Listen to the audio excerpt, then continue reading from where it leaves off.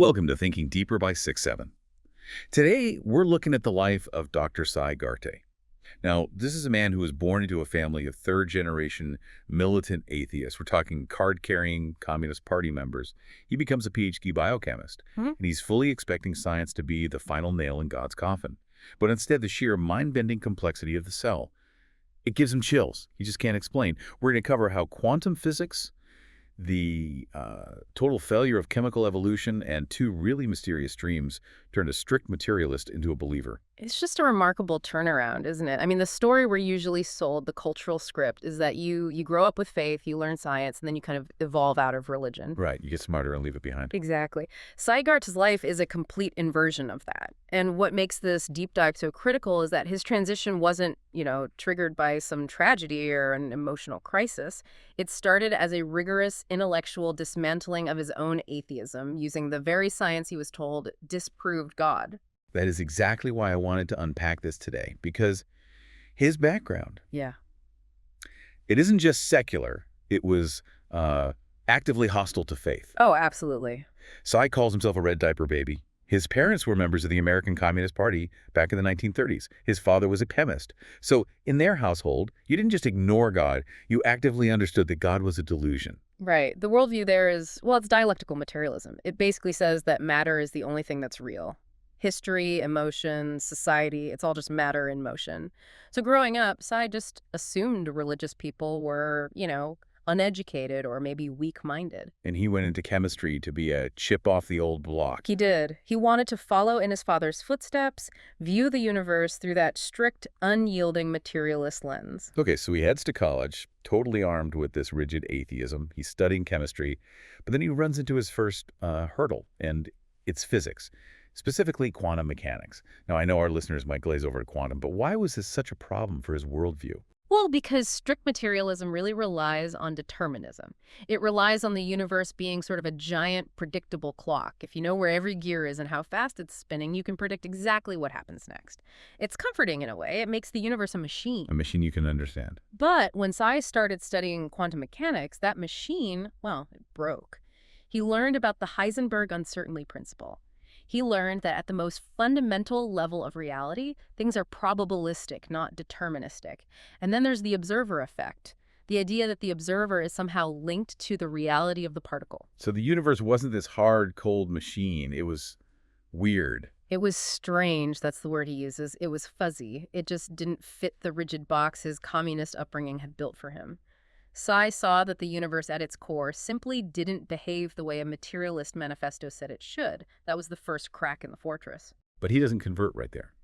He basically just goes, okay, physics is weird, and then pivots to his real passion, which is biochemistry. He wants to understand the chemistry of life.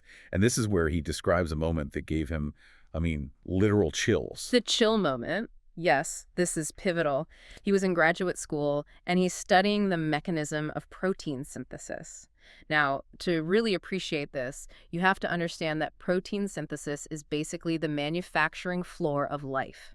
It's how your DNA code gets read and then turned into the functional machines, the proteins that actually do all the work in your body. Exactly, the machines that make you work. And it's not just chemicals bumping into each other. Not at all. It is an incredibly complex, coordinated dance. You've got the DNA storage, the RNA messenger, the ribosome, which is like a factory, and then transfer molecules bringing in specific amino acids in a very specific order. Sai is just sitting there learning about this intricate chain of command, and he felt a physical shiver go right down his spine. And he asked himself a question that a materialist is not supposed to ask. How did this get here? Because it just looks designed. It looks overwhelmingly designed. Now, at the time, Sai did what most secular scientists do to protect their worldview. He told himself, well, evolution explains it all. It's sort of the standard safety net, right? Just get out of jail free card. Exactly. If you see complexity, you just wave the wand of natural selection and the problem just goes away. But, and this is where it gets really interesting, Sai didn't stop there. As he dug deeper into the science of origins, he realized that evolution is actually a very loaded term. He found this massive wall between biological evolution and chemical evolution. And this is the most critical distinction in this entire discussion, honestly. It's the one that gets glossed over the most in textbooks. Sai realized you have to separate Darwinian evolution from abiogenesis, the origin of life, from non-life. Okay, let's break that down because I think for most people, it's all just lumped under science. So why can't Darwin explain the very first cell? Because Darwinian evolution, it needs three things: replication, mutation, and natural selection. You need a living cell that can make a copy of itself. Sometimes that copy has a mistake, that's a mutation.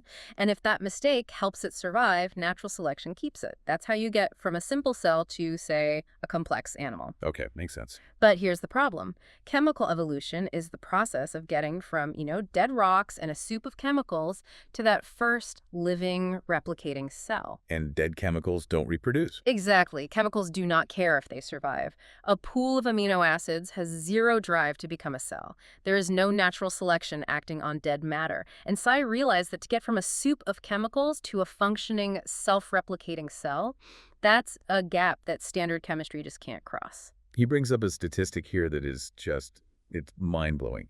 He talks about the accuracy of cellular replication. He says living cells self-replicate with 99.99999% accuracy. That's 6 nines of reliability. And Sai's point is that nothing else in the known universe does that. Crystals don't do it. Machines don't do it. A car cannot build another car from scratch. Pure chemical reactions definitely don't do it. They just degrade into tar if you leave them alone. Right. Sai realized that a self-repairing, self-replicating information processing system doesn't just happen through random collisions. He even brings up the chemist Jim Tour here. Yeah. And Jim Tour is, well, he's famous for being really aggressive on this point. Tour basically says if any scientist tells you we're close to creating life in the lab, they're lying. Or at the very least, they're not informed about the specific challenges. Sai found that the leaders in the field of origin of life research, when you talk to them privately, off the record, they admit they are completely stuck. They aren't getting long, functional DNA strands. They're just getting chemical junk. So for Sai, that was the breaking point. It was. He realized that saying evolution did it for the origin of life was not a scientific statement. It was a gap filler. It was a faith statement for atheists. So this is huge. He realizes that the materialist explanation for life, that it just sort of popped out of the mud by accident, is scientifically bankrupt. So he didn't start believing in God yet, but he stopped being an atheist. He became an agnostic. And it's so important to note, he got there purely on the science. The data drove him to the conclusion that strict materialism was false. He was just left with this giant question mark. So he's sort of floating in this agnostic space. Science has brought him to the door, but it hasn't opened it.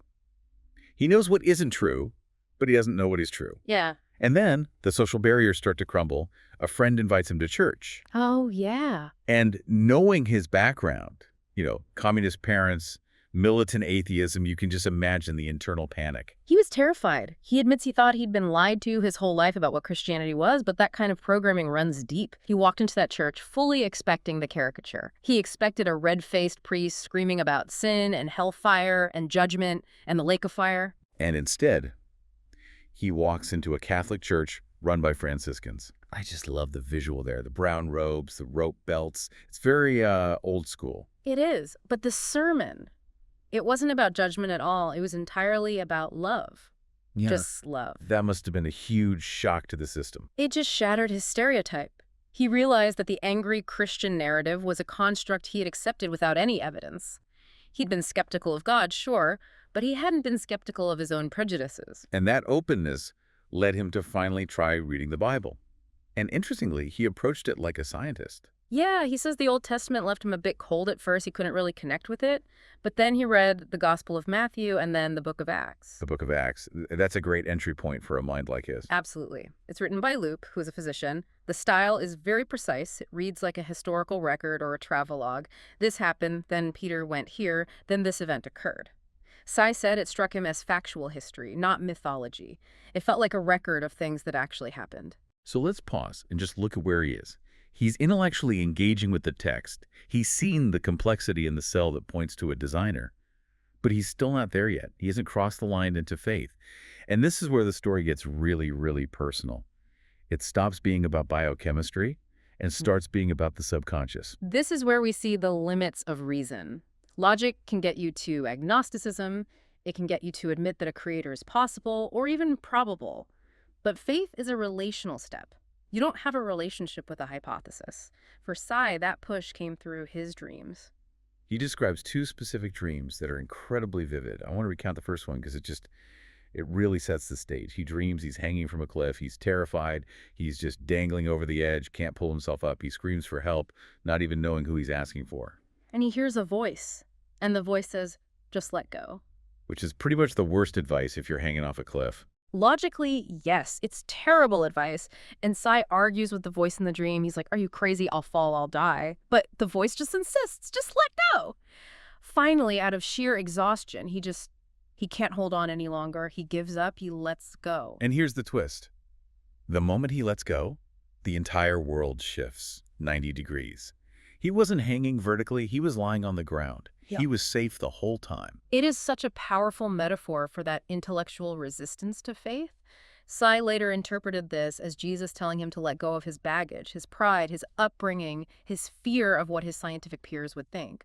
We often cling to our skepticism because we think it's keeping us safe. When really it's just keeping us stuck. That's it. He thought he was holding on for dear life, but he was really just refusing to stand on solid ground. There was a second dream too, right? The walled garden. Yes. He dreams he's outside this beautiful garden with high, imposing walls, and he's trying to climb the vines. He's struggling. He's slipping. It's this intense, effort-based attempt to get in. Then a man appears and asks him, "What's the matter?" And Sai says he can't get in, and the man just simply says, "Use the door." Use the door. Sai walks over, opens the door, and walks right in. And later, at the church he started attending, he saw a painting of Jesus knocking on a door. It's a reference to Revelation 3.2, and he realized that the man in the dream was showing him that access to God isn't about climbing impossible intellectual walls or striving. It's about entering through the door that's already been opened for you. That's just wild, especially since he hadn't even read that verse yet. Precisely. These experiences moved him from God is a rigorous scientific hypothesis to God is a reality I can know. So now, Dr. Sykart is a Christian. He's written books, he's speaking on channels like Capturing Christianity. But I want to talk about his current view on science and atheism. Because there's this persistent myth, we hear it all the time, that you have to choose. You can have science or you can have faith. Pick one. And Sai is just the living proof that you should reject that choice. In fact, he argues that Christianity was actually instrumental in the foundation of modern science. The early giants, Newton, Boyle, Kepler, they were doing science because they believed in a rational creator who made a rational universe. He actually flips the script in a way that I found really provocative. He says that today, in 2026, it's often the atheists who are denying scientific facts to keep their worldview intact. It's a bold claim, but look at the examples he gives. He points out that some atheists are really uncomfortable with the Big Bang Theory because it implies a beginning to the universe. Right. If the universe has a beginning, it demands a cause. A cause. And so you see people retreating into these eternal universe theories that the observational evidence just doesn't support. Or the DNA code.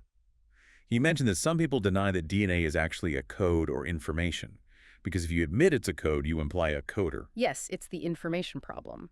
If you treat DNA as just random chemical interactions, you can avoid the design inference. But if you treat it as it actually functions, as a complex information storage and retrieval system, you are staring design right in the face. Sai believes that atheists are now the ones having to perform these mental gymnastics to avoid the obvious conclusions of the data. He also talks about something called teleology. Now, that's a pretty fancy word. What does it mean in this context? Teleology is the study of purpose. For a long, long time, biology has been allergic to the word purpose. The dogma was that evolution is blind, it's random, it's unguided. But Sai, and he's referencing work by paleobiologist Simon Conway Morris, argues that evolution isn't random at all. It has direction, it has constraints. Like life keeps inventing the camera eye over and over. It keeps inventing wings. It seems to be going somewhere. Exactly. Convergent evolution suggests there are laws governing biology that we haven't fully mapped out yet. Sai compares biology today to physics before Einstein. Physics was kind of stuck in a certain paradigm until Einstein came along with relativity. Sai thinks biology is currently stuck in strict materialism and needs a new paradigm one that allows for purpose and design to actually move forward. So what he's saying is that bringing God back into the picture might actually make us better scientists. Yes, because if there is a purpose and you're ignoring it, your science will always be incomplete. You're trying to explain a watch without acknowledging the concept of timekeeping. You might understand the gears, but you'll never understand why it exists in the first place. That's such a compelling way to look at it. We've gone from a boy in a communist household who thought God was a fairy tale to a biochemist who saw the signature of a creator in the cell, to a man who found peace through a dream about letting go. It's a journey from God is impossible to God is inevitable. And the driver of that journey was just an honest look at the evidence. Garter didn't check his brain at the door of the church. He used his brain to find the door. And I think that's the big takeaway here. If you're listening to this and you feel like you're standing on that cliff, maybe you're skeptical, maybe you're afraid that faith means abandoning reason. Sai's story is a permission slip to just let go. Absolutely. The cliff you're clinging to might just be an illusion. I want to leave you with a thought to chew on. Sai dreamt he was hanging from a cliff, terrified that letting go meant death. But when he let go, he realized the world was just turned the wrong way. He was actually safe on the ground the whole time. Think about your own intellectual barriers. What is the cliff you're holding on to? Is it a belief that matter is all there is? Is it a fear of what others might think? What if the struggle isn't about climbing up to find the truth, but simply letting go of the assumption that you have to figure it all out alone? Sometimes the ground is closer than you think. Thanks for listening to Thinking Deeper by 6-7.